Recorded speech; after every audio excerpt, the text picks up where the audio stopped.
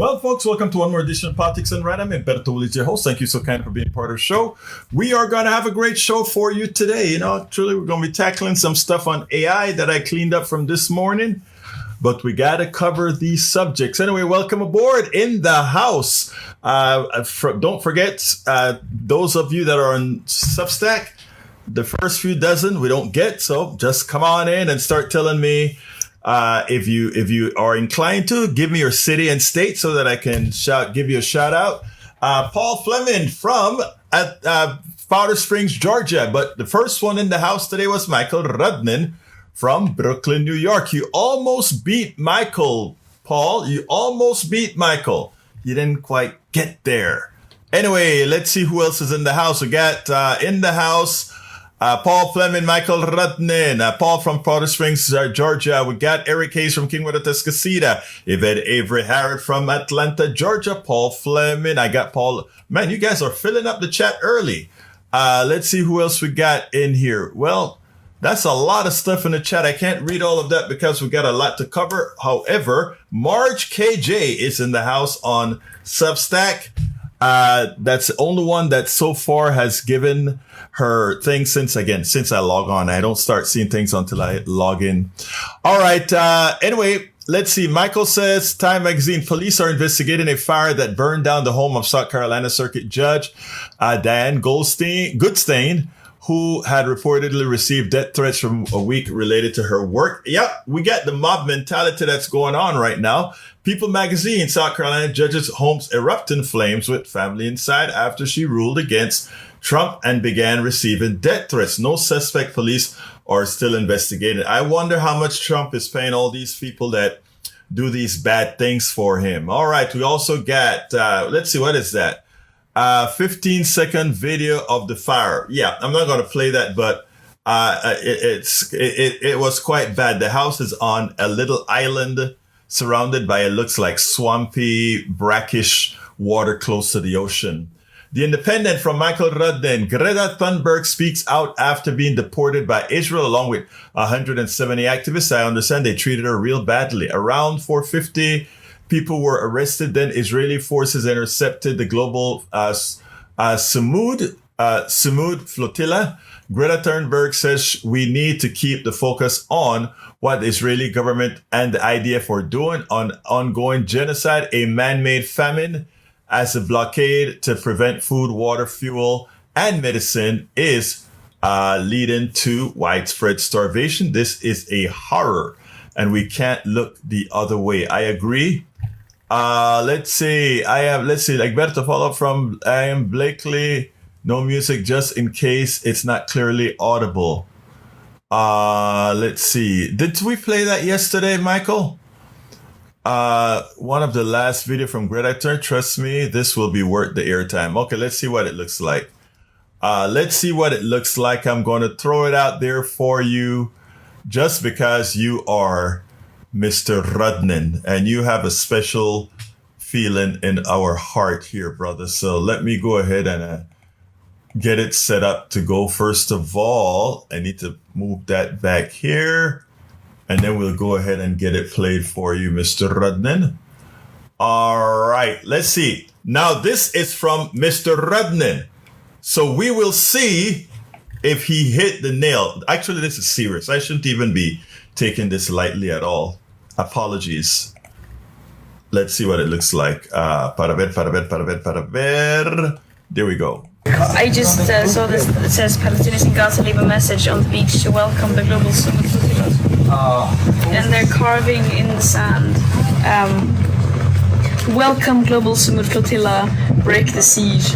My message to Gaza is, first of all, I am extremely sorry that the world keeps betraying you, that our governments are still being complicit in the genocide, and that the world is still not hearing your calls to end their complicity. But also, and what is important to emphasize is that we are millions,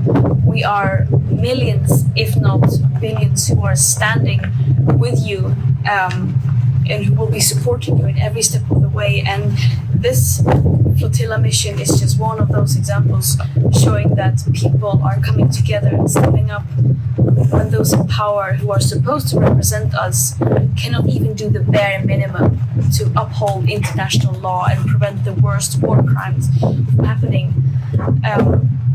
I also want to say thank you for showing the world what steadfastness and resilience and resistance looks like, which the people of Gaza now, especially since the escalated genocide, have shown every single day.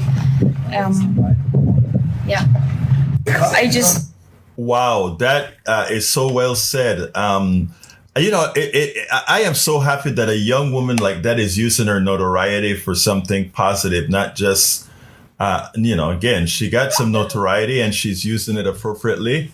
I think she ought to be commended for that. California Representative Hoffman joins 24 California Democrats in calling for the release of U.S. citizens who were detained on the flotilla and detained in Israel. On October 1st and 2nd, the global Sumud flotilla carrying over 450 participants from more than 40 countries, including nearly 24 U.S. citizens, was intercepted by the Israeli military. 21 U.S. citizens remain in Israeli detention, including 3 individuals who reside in our state of California. I wonder if my friend was there from Code Pink. I have a few people that we used to we hung together at the Democracy Convention in, what is that town in Madison, Wisconsin? Wonder if she was on. I need to check that out. Anyway, welcome, Bruce Pollard. Thank you for liking the show. I really cleaned up the show this morning. I made a mistake when I talked about Marconi. I really wanted to say Tesla. Marconi was the capitalist who didn't really invent the transmission. It was Tesla.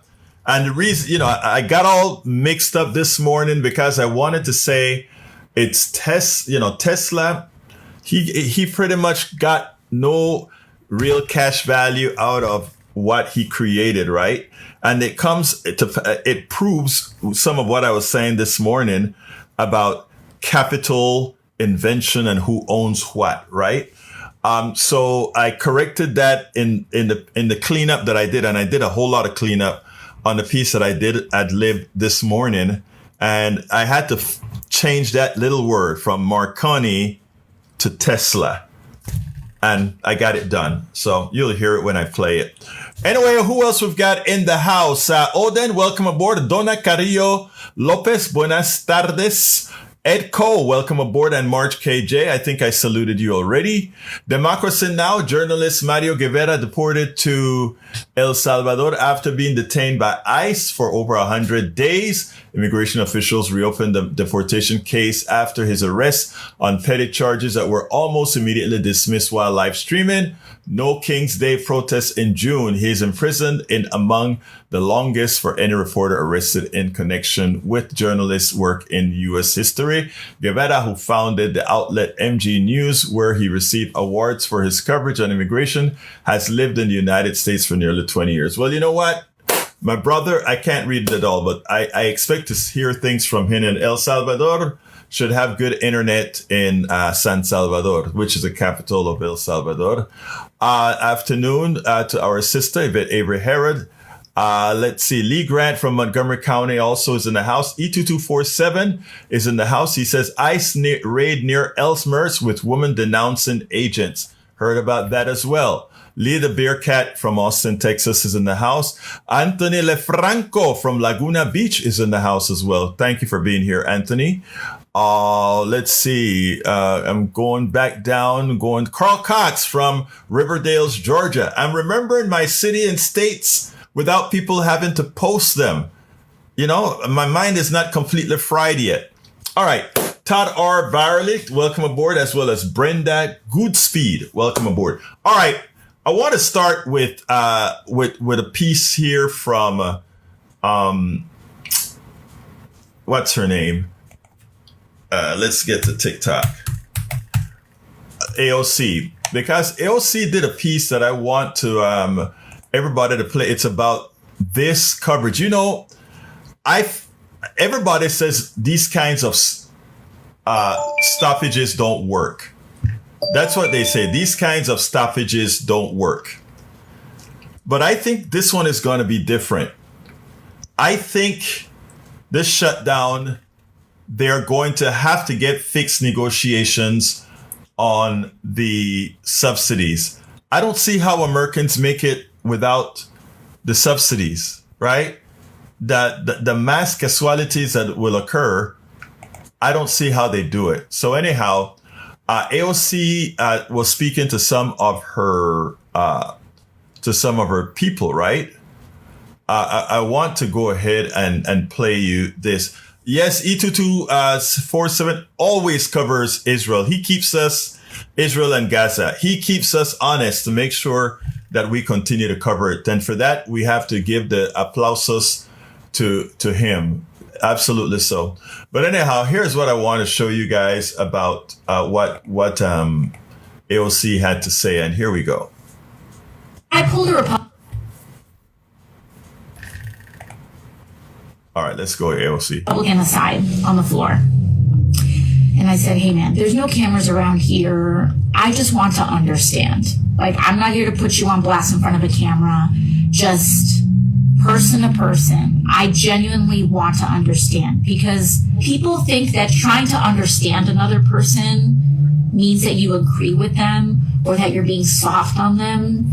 And it's a huge problem in this day and age, because that mentality really prevents people from being able to connect and persuade. But I pulled this guy aside and I said, hey man, like, I know that you represent a couple of rural hospitals, and this bill is going to devastate rural hospitals. I just want to know from your perspective, are you worried about that? What are you thinking about with your hospitals and your people? Because a lot of people don't know, like most a ton of ACA recipients are in red states. A lot of Medicaid recipients are in red states. These are like Trump voters that are almost disproportionately, in many circumstances, being negatively affected. And so I said, like, walk me through how you see this. And he was like, yeah, I just don't believe it. He's like, I know that you guys need to make a big deal out of this to like score political points, but I just don't believe it. And I'm kind of sitting here like, this data shows that this bill is going to devastate a lot of people. But a lot of these folks just like don't believe that data. You know, there was one hospital in one of these districts. I was like, yeah, we might have to close.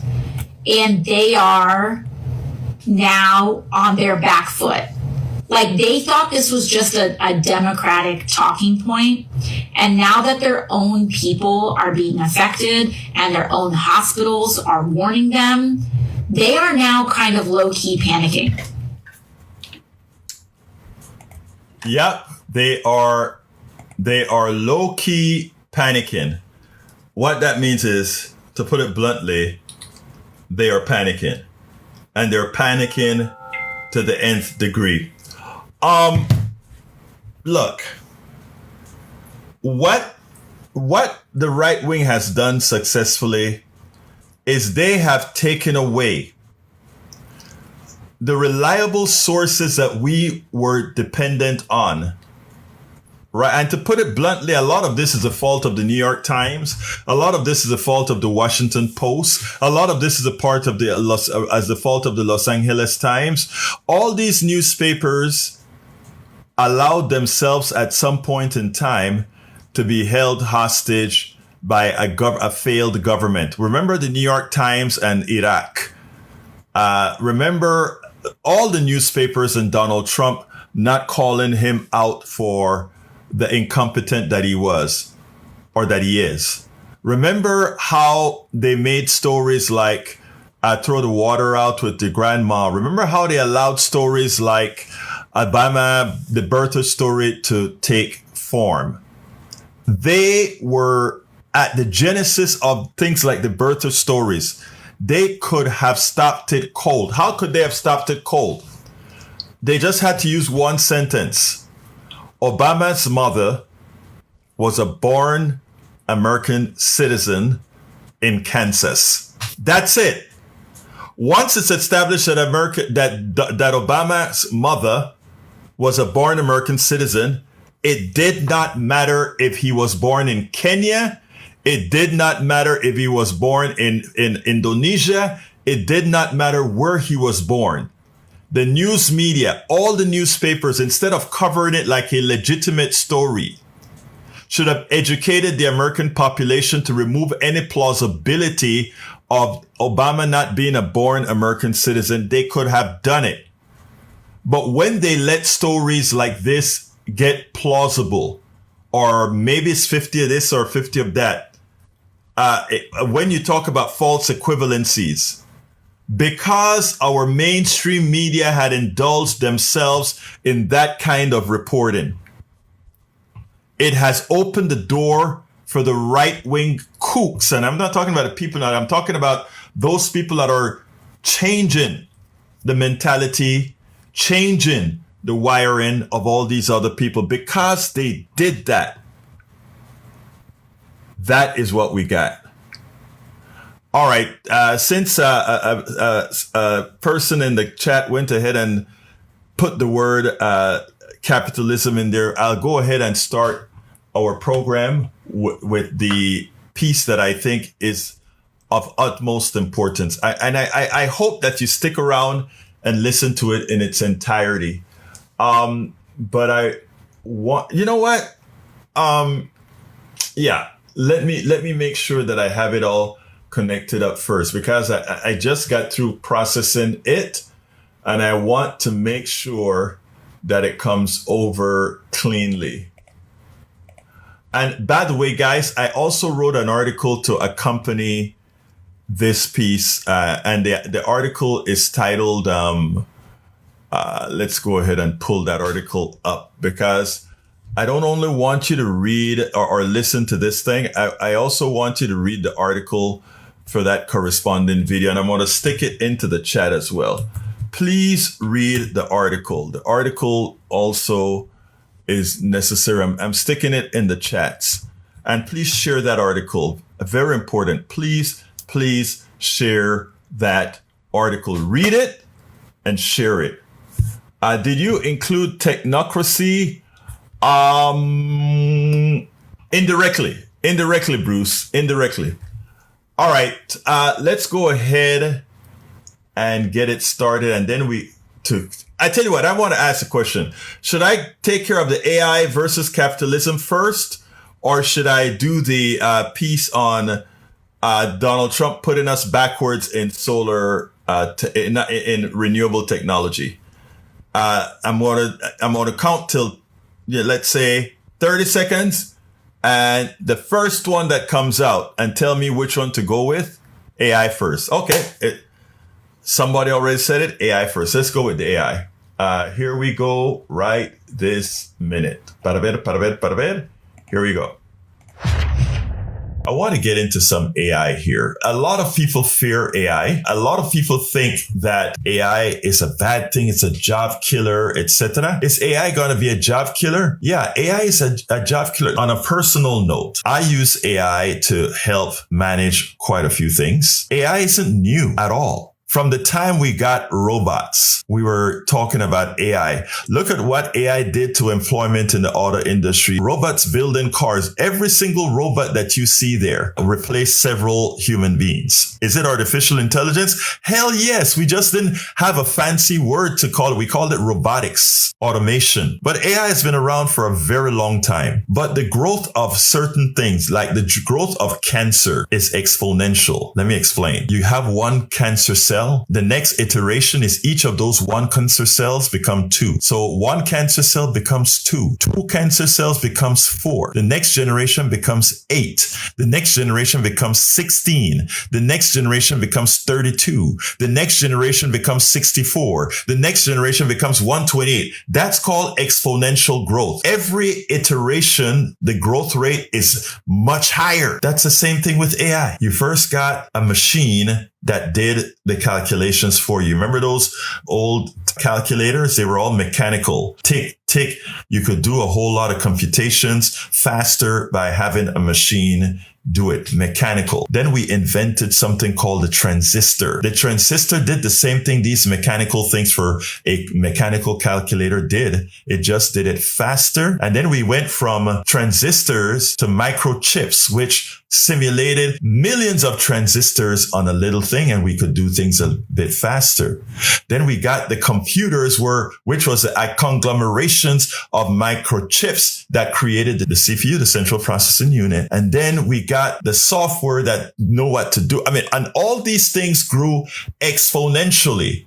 So this fast-paced AI is something that happens in nature all of the times, exponential growth. And it's not hard at all to see that eventually this exponential growth, just like it got rid of workers in Michigan, would start getting rid of every kind of worker that it has. You no longer need to have these big, expensive call centers anymore. Because if you have a call center with a human being, every human being that joined that call center that gives you technical support has to learn about the subject they're giving you technical support in. Well, now we have AI databases that you build one time. You also have the AI database that listens to every phone call that's made to a call center so that they understand what kind of questions people ask, what kind of questions are answered successfully by the human beings that are hired and trained. And as the AI system, the database that's being built,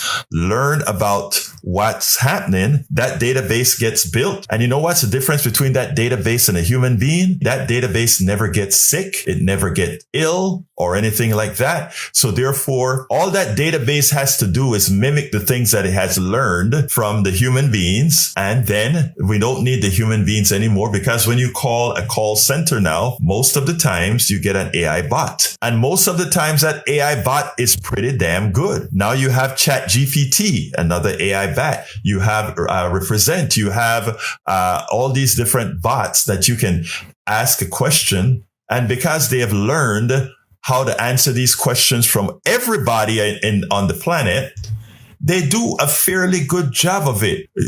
Try the free version of ChatGPT. Ask it anything. You get good answers. I use a paid version of ChatGPT because this is what I do, right? This is how I inform you, etc. It's still not perfect. It makes mistakes. But so secretaries and engineers are getting replaced by a lot of these automation tools because it has learned from us. It has learned all these things that we do. And you take a look at the job you do every day. A lot of the jobs that you do every day are repetitious. You do the same thing every day. So you can get that automated. It's called AI. AI is also going a step further. It's learning how to do things logically. In other words, it's learning how to also teach itself the same way you teach yourself. You learn how to answer certain calls, and you know that the tone of somebody's voice mean you have to deal with them differently. AI is now understands that as well. So yes, AI is likely to take a whole lot of jobs away. But is that a bad thing? It's only a bad thing in a capitalist society. Again, I want you guys to understand this well. It's only a problem in a capitalist society. The people who own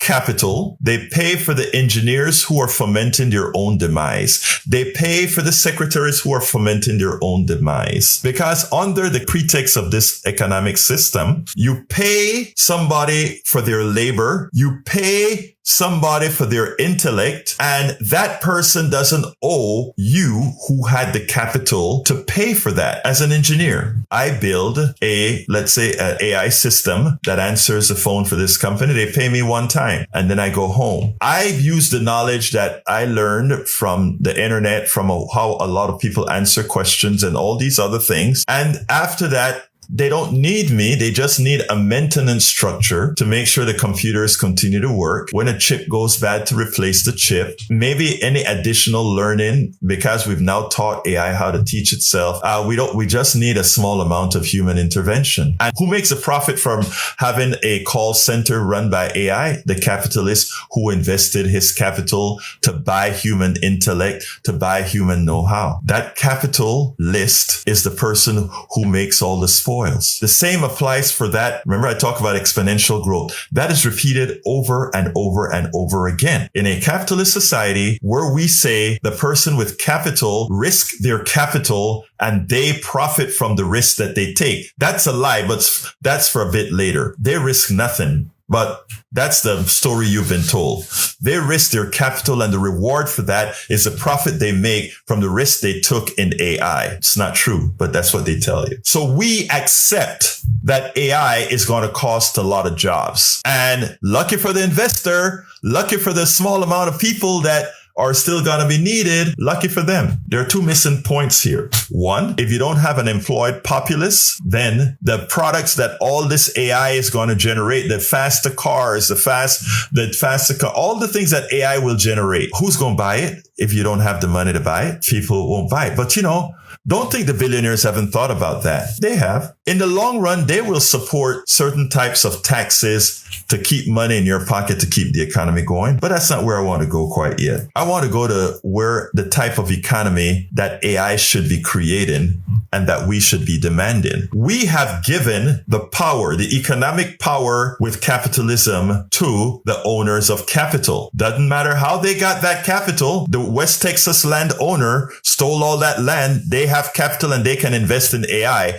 So their stolen property invested in AI puts you out of a job. And that goes in every sector. The person who found oil on public lands and they're profiting from that oil on their public lands are investing in AI and all those data centers that take a whole lot of energy, etc. It's your money. It's what you created. You created your own demise. That's what a capitalist system does when it comes to who benefits from the spoils. It isn't true that these guys risk anything. When they risk their money for their projects that are not successful, they get that money back because for the projects that are successful, before they make a profit on the successful projects, our government, we the people, allow them to deduct their losses from the projects that fail. So anytime you hear we have this system because we want to generate innovation, because if they don't see a profit in innovation, they won't innovate. The capitalists don't innovate. The people with capital don't innovate. The engineer innovate. The teachers innovate because the teachers makes us. The other people innovate. They create. The capitalists just put their monies out there. And whenever they make a profit, they're rich. And whenever they lose money, they write it off. So what should AI looks like and what kind of an economic system allows for AI to be the right thing? First of all, I support AI wholeheartedly.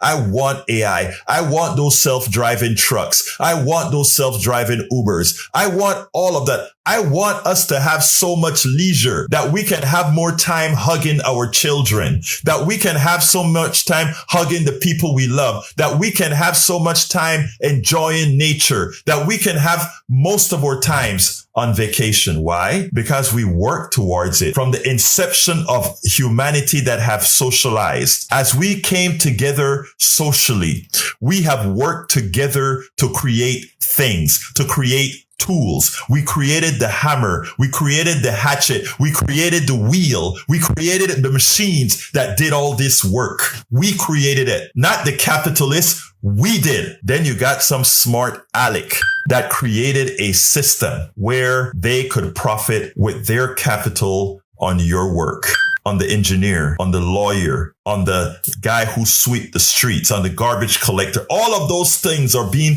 consumed into the AI database so that eventually it replaces the actual worker, right? And I'm saying replace the worker, please. Replace the worker. I want that worker replaced by AI. But what I want, folks, is I want us to have the laws that says the following. Eventually we'll get to a 10-hour work week, and AI, which isn't the domain of the capitalists, the wealthy. It is our creation. It is your mind. Every time you make a call to a call center, you are training the AI system, the AI model. Every time you drive your car and get into an accident, you're training the AI model. Every time you lose your life from cancer, you're training the AI model. Every time you're cured from cancer, you're training the AI model. We are the inputs that creates AI. The capitalists pay some engineers to understand how to create the relational databases that allows AI to make the choices it makes, that many a times make better choices that we as human beings with a slower mind. In other words, the electrons in our minds, even though it's run in what's known a network manner, it's arranged much better than a von Neumann type computer, but the computer is still, because we can apply the massive amount of energy faster than our brain. But we created that. All of us created that, from the janitor right up to the engineer, right up to the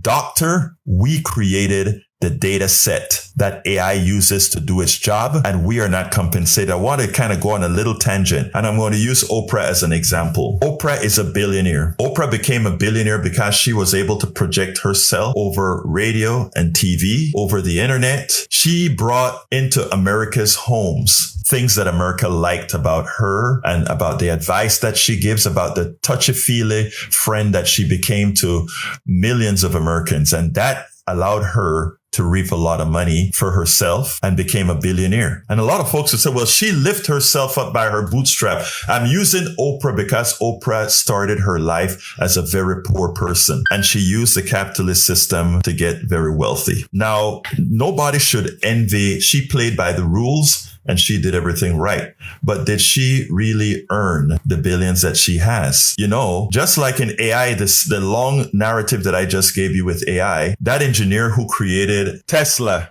who created how to send electronic waves over the air, he never got wealthy from his creation, which has made Oprah rich. From the von Neumann computer system that allows her on the internet or allows the machines to work, none of them made billions, but absent their work, she wouldn't be a billionaire. She's a capitalist, but she wouldn't be a billionaire, right? We are all a collective. We are all interdependent on each other. And for us to say that the last person to use all the doings, all the makings, all the creations of all of us to be the ones profiting, that's a flawed, that's a failed economic system. Do I know what the economic system should look like so that it would actually be fair? Absolutely so. Can I build it? No, I need a lot of people more intelligent to build it. But what I do know is that the reason people are scared of AI is because of the indoctrination that's been in our heads for such a long time, to think that this economic system is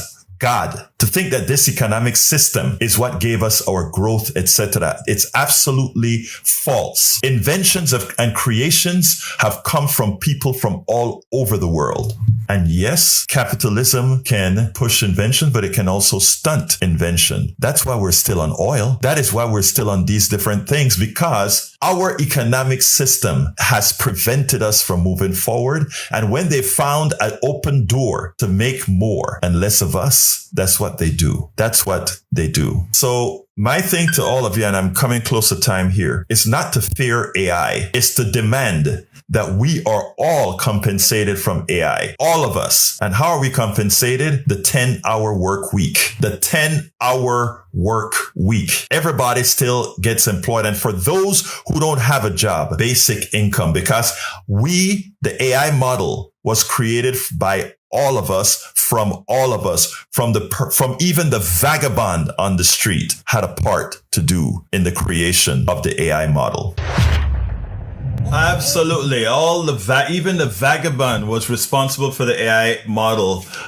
Look, I can't play any of these things right now. I don't want to take any chances right now. It's getting tough on the way those of us who are on YouTube and play different things. So I have to be very careful on what I do there.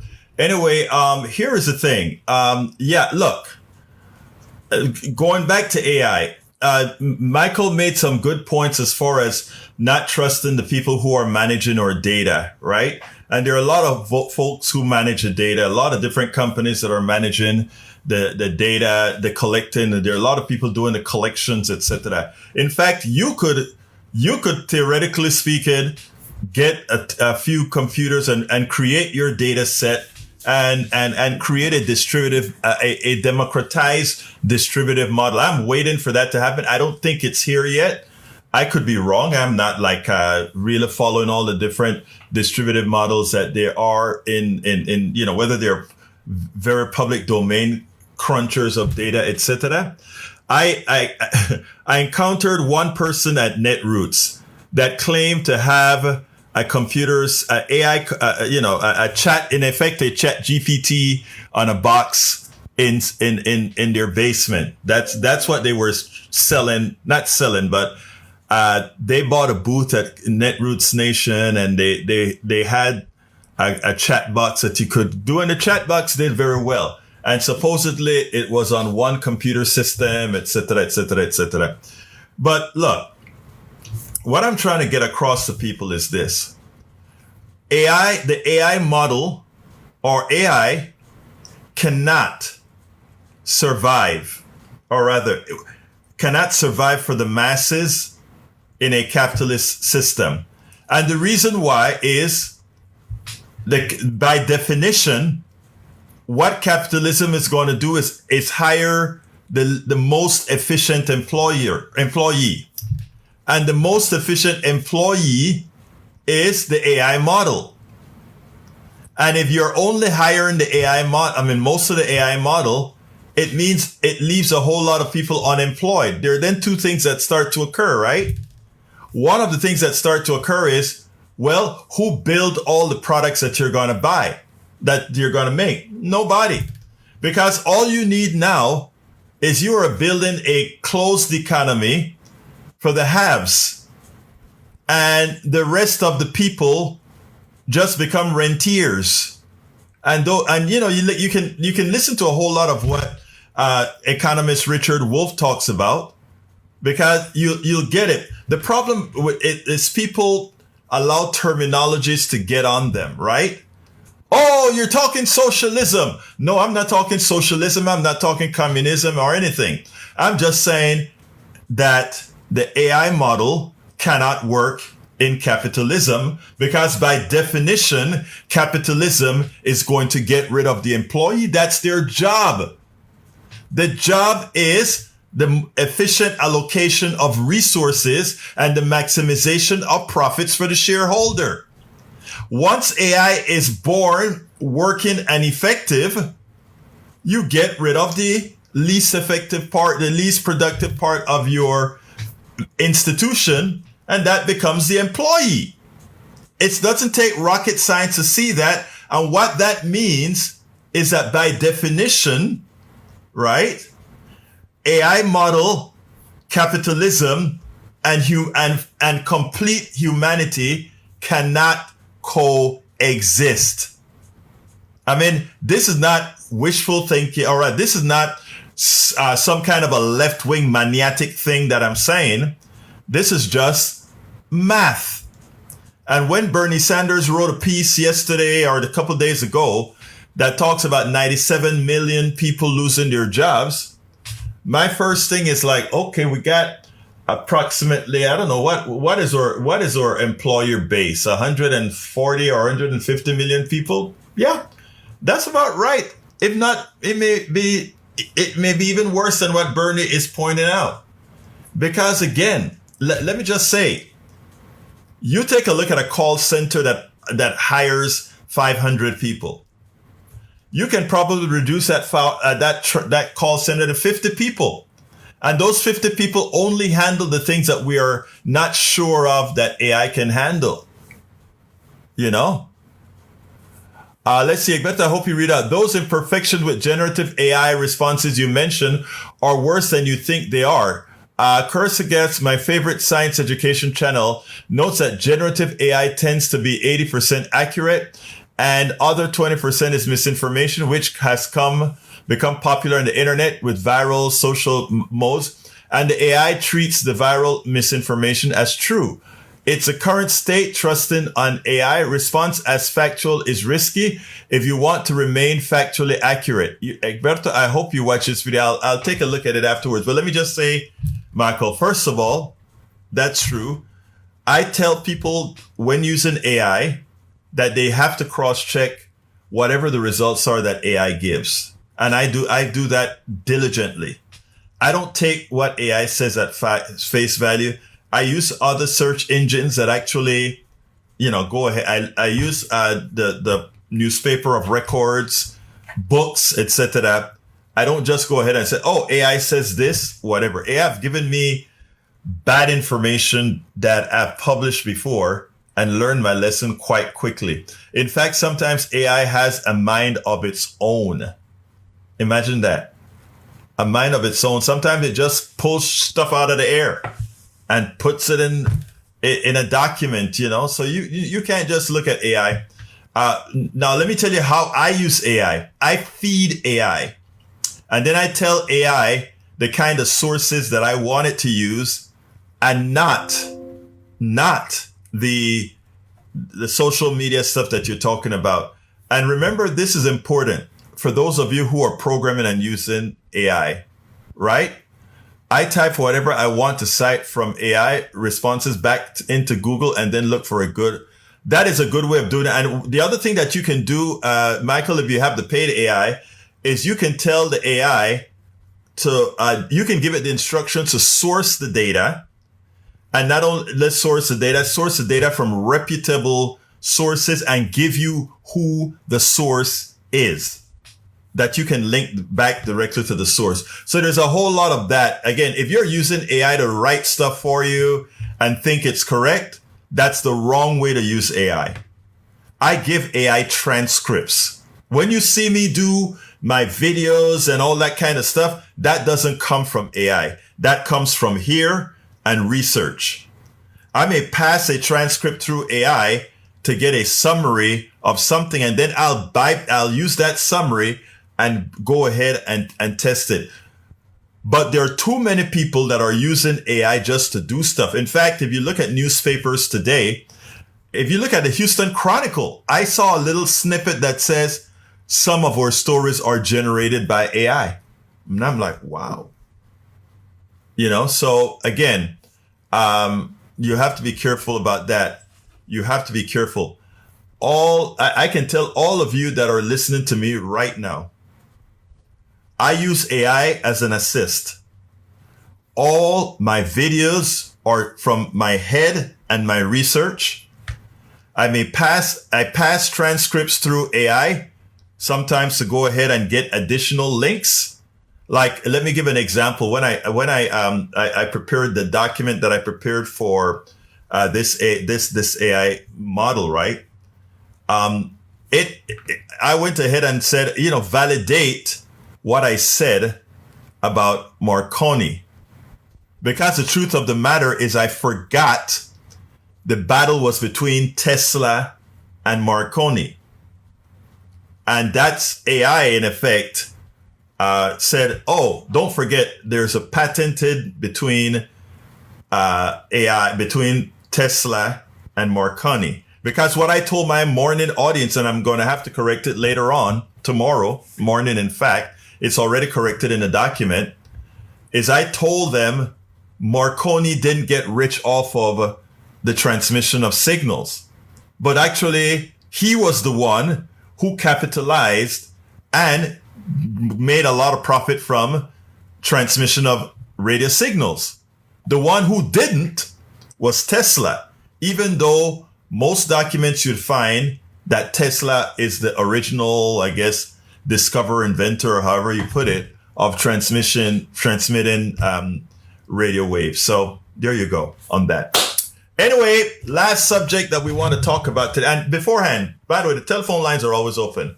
281-823-7747. Again, that number is 281-823-7747. I'm going to put it in the chat in case anybody wants to call. But I think this subject is important, and I think we have to be careful that we don't get snowed on this subject. We don't get snowed on labels. I talk a lot about I'm an anti-capitalist. People want to put me in a corner that says, well, I am for Venezuela. That's BS. That is BS. I'm trying to put into people's head right now that our economic system is working exactly as designed. There's nothing in this economic system that is not true to form. By definition, it is behaving exactly as it should. Exactly as the math points out that it should be running. And until we get that in our heads and forget about the fiction of what people would have you believe, would try to down you because you say, I'm not a capitalist because I have a heart. I'm not a capitalist because I'm moral. I'm not a capitalist because I believe in humanity. You have to remember to say that. And Mr. Boxall, who is here, I don't know that you would ever get it, sir. But, there's no relationship between socialism, Marxism, murder, etc. I love to see how many say, look, how many people socialism have murdered. How many people have capitalism murdered? I want to hear it, Boxall. How many people have capitalism murdered? What do you think these wars that we fight about, the domination of countries are all about? In fact, I tell you what I'm going to do. I'm going to hold off on talking about green energy till... Okay, let's go to Ray. Mr. Brackens, how you doing? Yes, sir. Yes, sir. Talk to me, my brother. Am I live? Yes, you're on. Okay, yeah. You're right about the whole AI should give us back the dividends of all the work we have in the form of 10-hour work. And there'll always be jobs that require, some human effort. But, it seems like the way they're doing it now is they use the AI to tell you that your work is not good enough. And they're always moving the goalposts for human workers. And I know this to be fact, from experience. They use AI to compare stats and efficiency of human workers, and then it makes the job environment a lot more stressful and a lot more hostile because you're always being compared up against what a computer is saying you're capable of. Yeah, look, you cannot what I'm saying is AI, you cannot fight AI and you cannot win against AI. The human being in the aggregate gets sick, make mistakes and all of that. And while AI make mistakes, when AI is on point and doing good, look, think about it. You can put something through AI and get an answer back in seconds, not seconds, in milliseconds, right? So, you cannot compare the two at all. So we are, in fact, going to a place where AI is going to take over the things that human beings do a lot, that catches a lot of things. It's going to be, look, AI is going to be replacing radiologists and all these other people because AI can, a radiologist gets tired. They're looking at mammograms, right? And he's going to be scanning the mammogram, etc. Eventually he gets tired. A lot of our mammograms go directly to India to get Indian radiologists to scan. What do you think a lot of Indian scientists are doing right now? They're learning from those radiologists, and they're making AI models that now are going to read, probably already reading your mammography and all these other things. And they're going to be better than human beings because they don't get tired. They don't close their eyes at some point to miss something on the sheet. And, that's where we're heading. And that is inherently not a bad thing. But the economic system that we have to understand that these models learn, all those radiologists that went to school, the models learn from them. So we have to kind of learn that. Now, when it comes to whatever job it is that you're being put against, Brother Ray, there's no way around that, right? The thing about it is how are we going to use that data? And in capitalism, it uses that data to strangle you. What I'm saying is we have to have a different economic model. Go ahead, brother.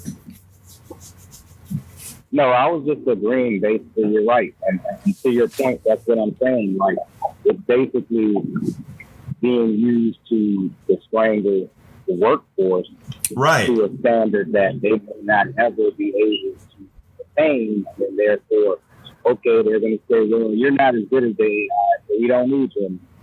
And, right. there needs to be more there needs to be more effort put into using AI to help humanity and maybe fill in the gaps where human labor is not possible or maybe not efficient in the sense that, it just doesn't work with, work-life balance. But and the thing about it, right, that's is what it should.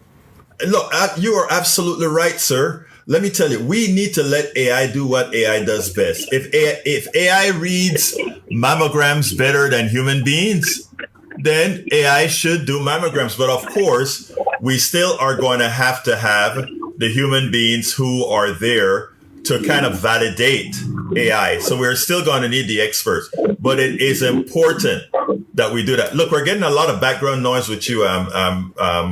That's coming over badly. Yeah, so let's talk another time, okay? Okay, Yeah. no problem. I think I said what I need to say, but I keep on listening, Egberto, and appreciate Thank you, brother. all your thoughts and freezing. Thank you, brother. Ideas. Great. You have a wonderful day. Susan, thank you for that. Yeah, let me tell you, what I want people to stop doing is being fearful of AI.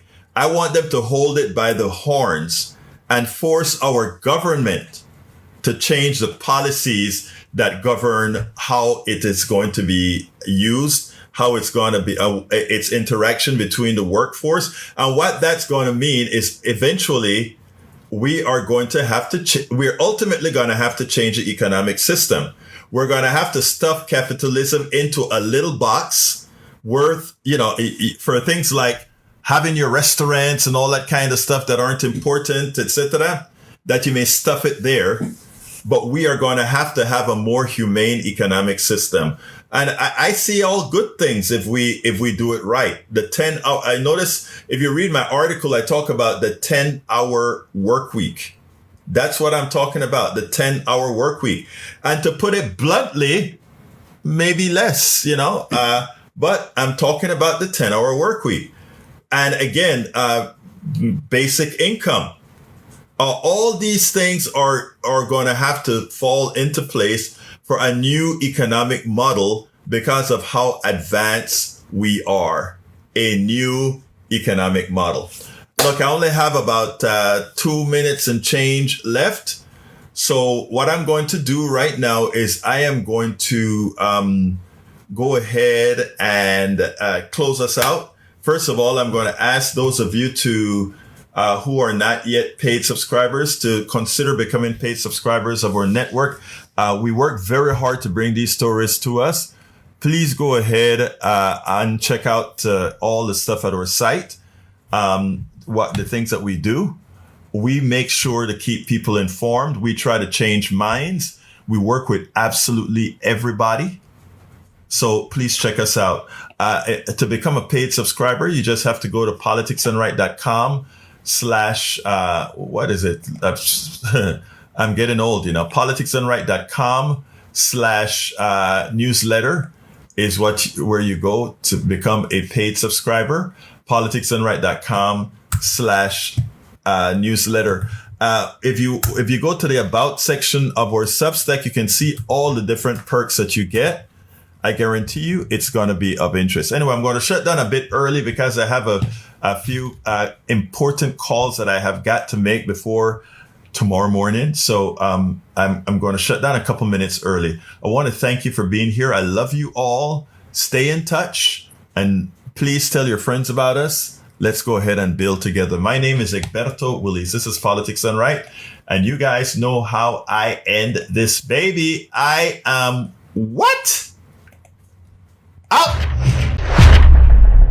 All of our country's problems, from polarization to ignorance on domestic and international issues to a complete misunderstanding of our economic and healthcare systems, are a direct result of a derelict mainstream media that too often bend over backwards to support corporate or bought politicians' wants as opposed to the people's needs for real information to make their lives better. Independent media is the only solution to inform truthfully and factually. Why?